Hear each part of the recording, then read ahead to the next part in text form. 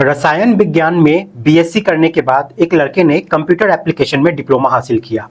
उसके बाद वो नौकरी की तलाश में जुट जाता है। काफ़ी प्रयास करने के बाद भी उसको नौकरी नहीं मिल पा रही थी। आखिरकार वो अपने घर से बहुत दूर, लगभग 190 किलोमीटर दूर एक गांव में पहुंच जाता है। वहां जाने के बाद वहां पर नौकरी की तलाश में जुट जाता है। आखिरकार उसको नौकरी मिल जाती है, लेकिन खेतों पर मजदूरी का काम मिलता है। 7,000 प्रति महीने के हिसाब से उसको तनख्वाह मिलती है। उसी खेत पर एक महिला भी नौकरी कर रही होती है। उस महिला से उसकी बहुत नज़दीकियां बढ़ जाती हैं, दोस्ती हो जाती है और दोस्ती कुछ इतनी गहरी हो जाती है कि उससे इसके शारीरिक संबंध भी बनने लगते हैं। एक दिन जब उसके साथ वो शारीरिक संबंध बना रहा था तो उससे वो बातचीत करते हुए कहता है कि तुम्हें जानकर बहुत हैरानी होगी कि मैं अपनी पत्नी के साथ पिछले 5 साल से नहीं सोया हूँ, लेकिन मेरी एक 3 साल की एक बेटी भी है। जब ये बात उस नौकरानी ने सुनी तो उसको बहुत आश्चर्य होता है। उसने कहा कि तुमने जानने की कोशिश नहीं की कि ये बेटी किसकी है? तो वो कहता है कि बस मैं उन सब से पीछा छुड़वाना चाहता हूँ। मैं चाहता हूँ कि तुम्हारे साथ एक नए तरीके से जिंदगी जो है वो शुरू की जाए, जिंदगी जी जाए। अब इसके बाद आगे जो होता है उसकी किसी ने कल्पना भी नहीं की थी। इतना भयानक होता है कि एक के बाद एक 5 कत्ल यहाँ पे होते हैं, और वो भी एक ही दिन में नहीं, अलग अलग दिन में। जब इस घटनाक्रम का खुलासा होता है तो लोगों को वाकई आश्चर्य हो रहा था कि एक पढ़ा लिखा लड़का जिसको नौकरी नहीं मिल रही थी, फिर वो मजदूरी करता है, लेकिन फिर जो उसने घटनाक्रम को यहाँ पर अंजाम दिया वो वाकई अपने आप में बहुत ज्यादा भयानक होता है। वो न केवल कत्ल करता है बल्कि अपनी ही बेटी के साथ बलात्कार भी करता है। तो चलिए जानते हैं कि इस कहानी में आखिरकार हुआ क्या था। नमस्कार, मैं मुकेश। आज की जो सच्ची घटना मैं आपको सुनाने जा रहा हूं, ये सच्ची घटना है केरल प्रदेश के जिला पलक्कड़ की। पलक्कड़ जिले का एक गांव लगता है आमापुर। 21 जुलाई 2008 की ये बात है। एक महिला जिसका नाम सफीना होता है, सफीना अपने घर से बाहर निकलती है और जब जा रही थी तो अपने ही नौकर के घर पर उसकी नजर पड़ जाती है। उसके घर का जो नौकर था उसके घर के बाहर में ताला लगा हुआ था, इसलिए वो जाती है, अपना काम करके उस दिन वापस चली आती है। अब 22 जुलाई आती है, उसे फिर रशीद के मकान के पास से गुजरना था। रशीद के मकान में ही उसका जो नौकर था ना, रेजी कुमार, वो किराए पे रहता था। वो फिर से दरवाजा बंद देखती है और ये देखते हुए चली जाती है।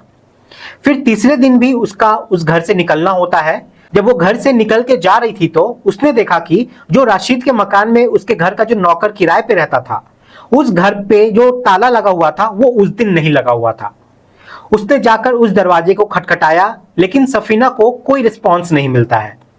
वो उस वक्त बहुत गुस्से में तमतमाई हुई अपने शौहर के पास जाती है, जिसका नाम अबू बकार होता है, और कहती है कि देखो तुम्हारे नौकर के कितने भाव बढ़ गए हैं।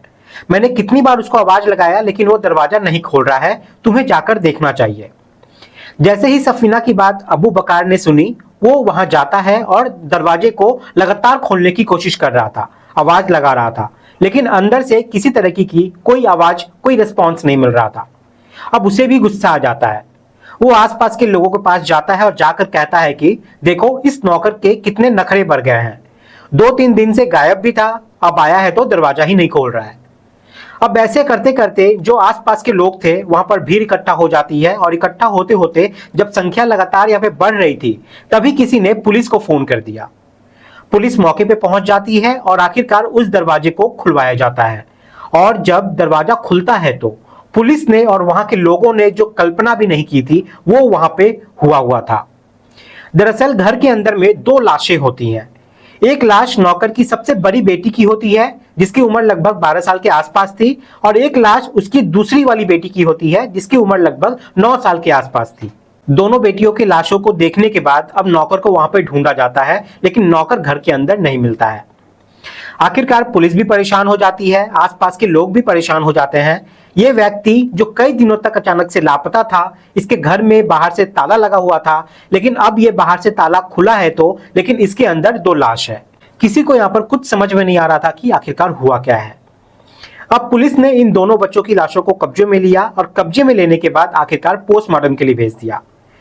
पूछताछ से ये पता चलता है कि ये नौकर केरल के पलक्कड़ जिले से लगभग 190 किलोमीटर दूर एक कोट्याम जिला लगता है, उसी जिले का एक गांव है पाली, वो वहां का निवासी होता है।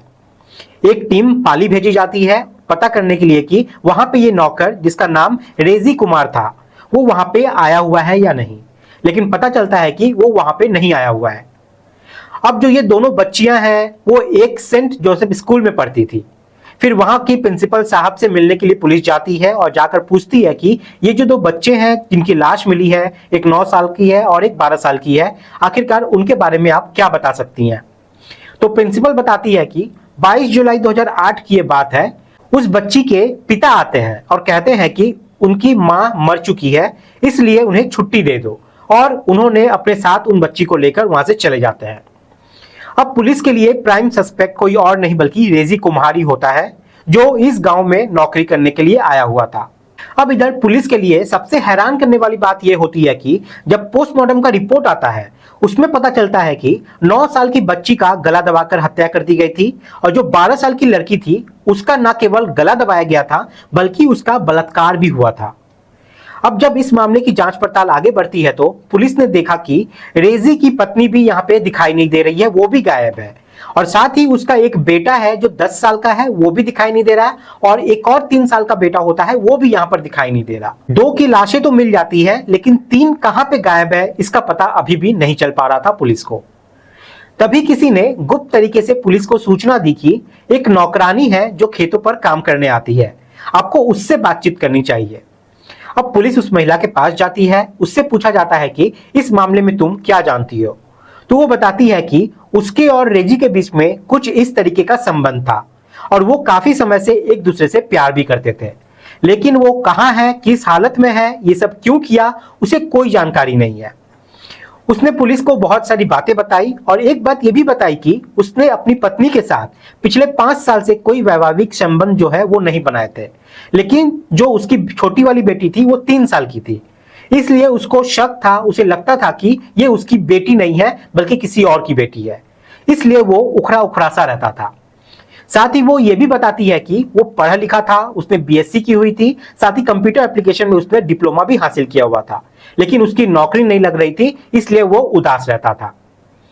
जब ये सब बात पुलिस सुनती है तो पुलिस अब बहुत तेजी से इस केस की छानबीन में लग जाती है।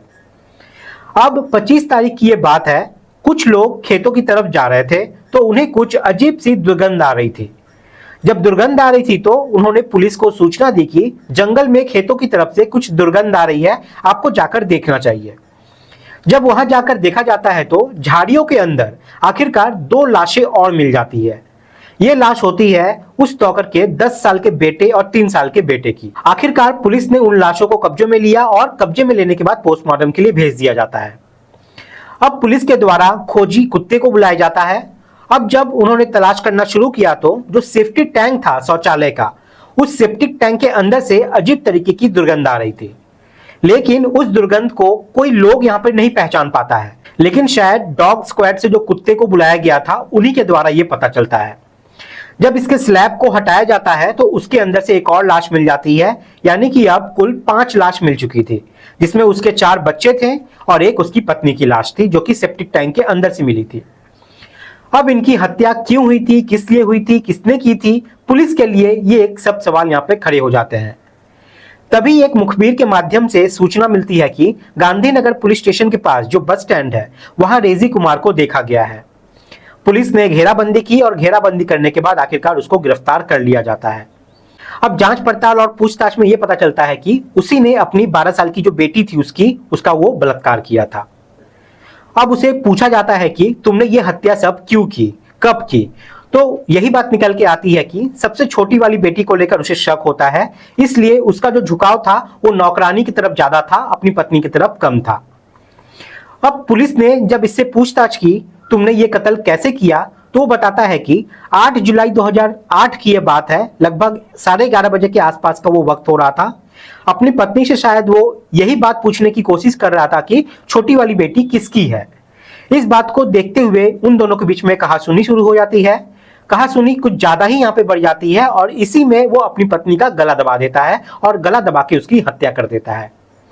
हत्या करने के बाद अपने घर के अंदर बने हुए शौचालय के अंदर उस लाश को वो डाल देता है और उसे पूरी तरीके से अच्छे से पैक कर देता है ताकि उसके अंदर से कोई भी दुर्गंध या कोई बदबू ना आए।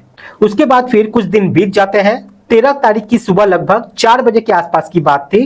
उसने पहले अपनी एक छोटी बेटी को मारा, जिसको वो बेतहा नफरत करता था, जिसे वो मानता था कि वो उसकी बेटी है ही नहीं। जब वो छोटी बेटी का कत्ल कर रहा था तो उसका बेटा अचानक से जाग जाता है।